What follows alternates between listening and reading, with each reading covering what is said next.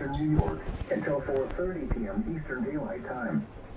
At 1:29 p.m. Eastern Daylight Time, the public reported thunderstorms producing heavy rain across the warned area with standing water on Main Street. Up to 1 inch of rain has fallen. Additional rainfall amounts up to 1 inch are possible in the warned area. Flash flooding is ongoing or expected to begin shortly.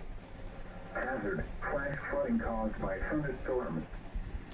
Source: public reported.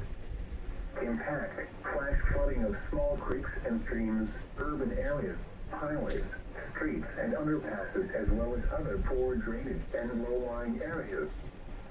Some locations that will experience flash flooding include Amsterdam, Bergen Park in South Amsterdam.